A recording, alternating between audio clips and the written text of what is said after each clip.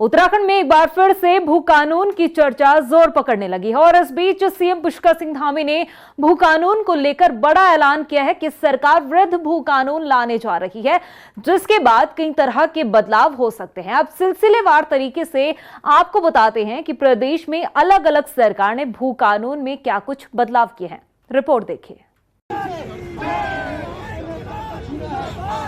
जमीन खा गए, मकान खा गए, दुकानें खा गई। भू कानून पर सीएम धामी का बड़ा ऐलान। वृहद भू कानून लाएगी धामी सरकार। जमीन खरीदना होगा मुश्किल या फिर होगा आसान। उत्तराखंड में समय समय पर भू कानून की मांग उठती रही है। अब इस बीच सीएम धामी ने भू कानून को लेकर बड़ा ऐलान किया है।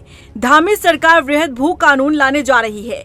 अगले साल बजट सत्र में कानून का प्रस्ताव लाया जाएगा। उन्होंने कहा कि 250 वर्ग मीटर आवासीय और 12.50 एकड़ अन्य भूमि के नियम तोड़ने वालों की भूमि जांच के बाद सरकार में निहित की जाएगी।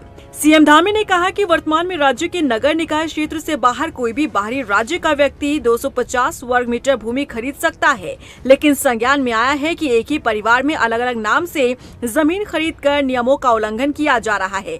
सीएम धामी ने कहा कि इसकी जांच कराएंगे और जिन व्यक्तियों ने ऐसा किया है उनकी भूमि राज्य सरकार में निहित की जाएगी।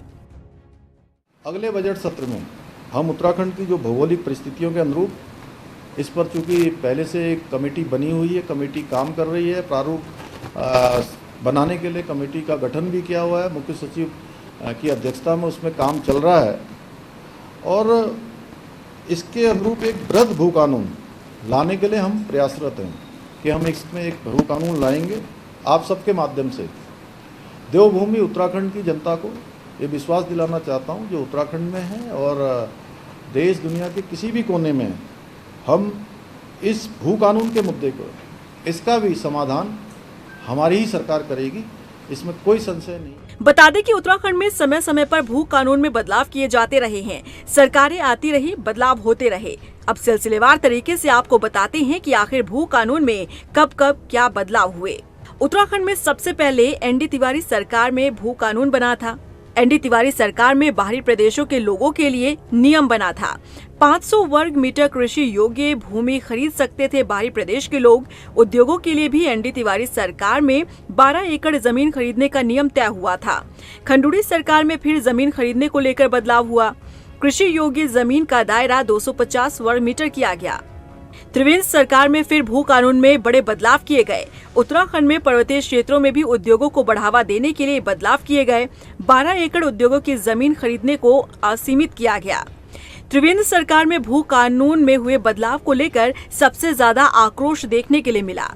अब धामी सरकार ने आश्वासन दिया है कि उत्तराखंड में भू कानून लाया जाएगा, जिसके बाद कई तरह के बदलाव की संभावना है। कुछ क्षेत्रों के संज्ञान में विषय है कि एक ही परिवार के अनेकों लोग, जैसे 250 वर्ग मीटर का खरीदने का है तो एक ही परिवार से अनेकों लोग ले रहे हैं, उनके साथीगण अनेकों लोग ले रहे हैं, तो उससे कहीं ना कहीं एक सारी चीज़ें सामने आ रही है।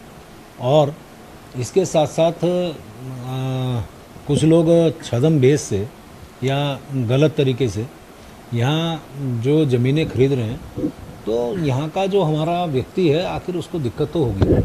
तो इसी बात को मद्देनज़र रखते हुए माननीय मुख्यमंत्री जी ने निर्णय लिया है कि हम इसमें सशक्त भू कानून लाएंगे और आगामी जो हमारा विधानसभा सत्र होगा और आगामी विधानसभा सत्र बजट सत्र ही होगा, तो निश्चित रूप से उसमें उस में हम लोग ये अपना जो है अध्यादेश लाएंगे।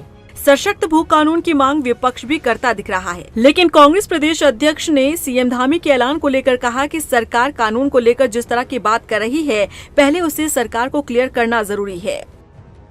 मतलब 250 गज अगर किसी ने ली है, अगर उसकी पत्नी भाई इत्यादि ने अगर लिए तो बाकी को एक्वायर करेंगे। तो पहले ये क्लियर होना चाहिए एक्वायर कौन सी वाली करेंगे, भाई की करेंगे कि दूसरे भाई की करेंगे कि पत्नी की करेंगे कि पति की करेंगे। कई बार ऐसा होता भाइयों की नहीं बनती, कई बार ऐसा होता पति पत्नी की नहीं बनती और दोनों अपनी अपनी जॉब्स में हैं, दोनों ने कमा रखा, दोनों को खरीदते हैं।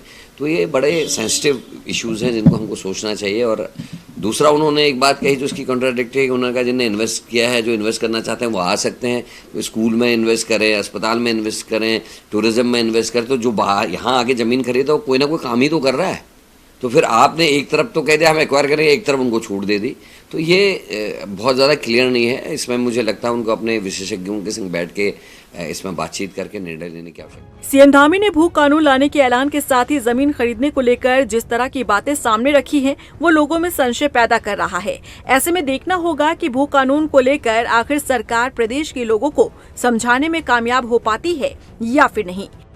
रफ्तार मीडिया के लिए देहरादून से मनीष डंगवाल के साथ ब्यूरो रिपोर्ट।